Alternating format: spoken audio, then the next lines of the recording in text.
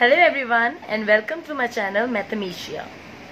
Today I will tell you how to find out part of a given number, that is fraction of a given number. Today I will teach you how to find out part of a given number. मतलब हम fraction निकालेंगे किसी number का. जैसे question आया आपका, find the value of 1/2 of 12, मतलब half of 12 का हाफ निकालना.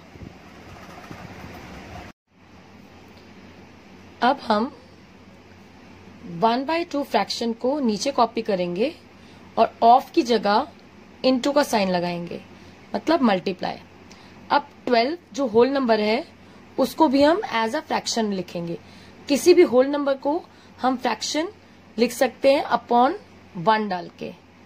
तो अब क्या हो गया, 1/2 into 12/1.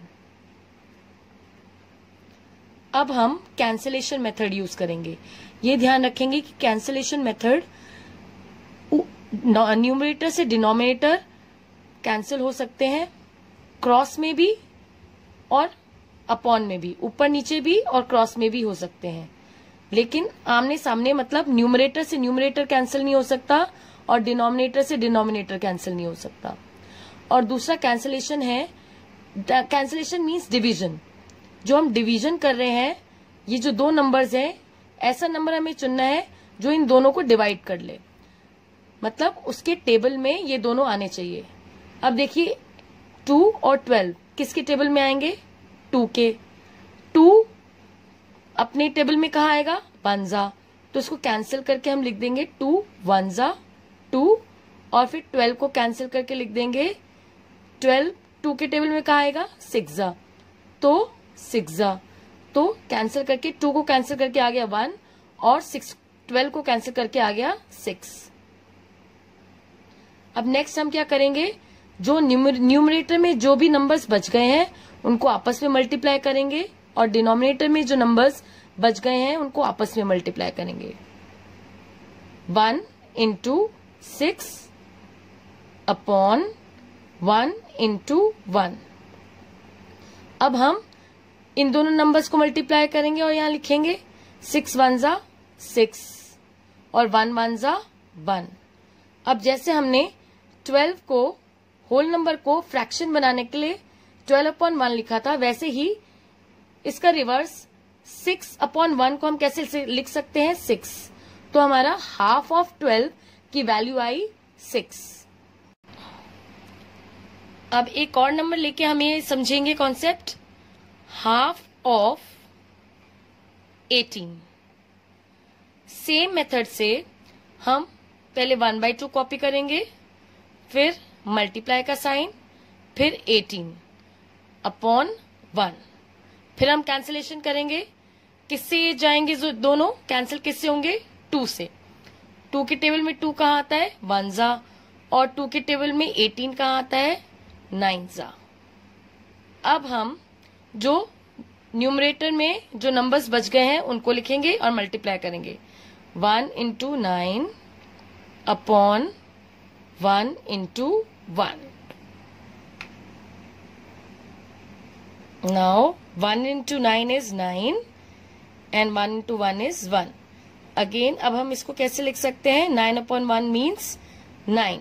So half of 18 is 9. अब एक और एग्जाम्पल लेके समझेंगे, 1/4 of 16. This can also be said as quarter of 16 या 1/4 of 16 या 1/4 of 16. तो इसमें सेम मेथड से हम 1/4 नीचे उतारेंगे, फिर मल्टीप्लाई का sign, then 16 can be written as 16/1. अब हम कैंसिल करेंगे. अब हम ऐसे नंबर से कैंसिल करेंगे जो ये दोनों नंबर्स जिसके टेबल में आते हैं. तो ये किसके टेबल में आते हैं, 4 के. तो हम 4 को 4 से कैंसिल करेंगे,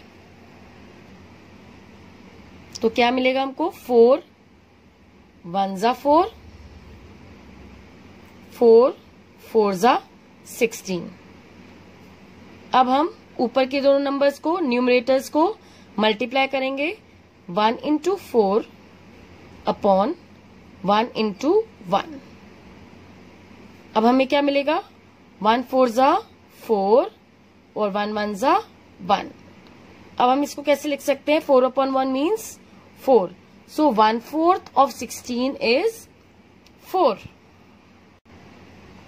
नेक्स्ट नंबर हम कर रहे हैं 1/5 of 20, मतलब 1/5 of 20। इसमें सेम मेथड से हम 1/5 नीचे उतारेंगे, फिर मल्टीप्लाई का साइन, फिर 20 को हम कैसे लिख सकते हैं? 20 अपॉन 1। अब ये किसके टेबल से दोनों जाते हैं? 5 के टेबल से। 5 के टेबल से हम कैंसिल करेंगे इनको। 5 1 जा 5, 5 4 जा 20।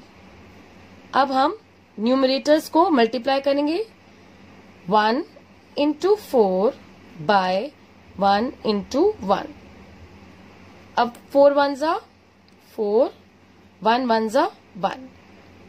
अब इसको आंसर हम क्या लिख देंगे? इसको 4 upon 1 means 4, so 1/5 of 20 is 4। Thank you.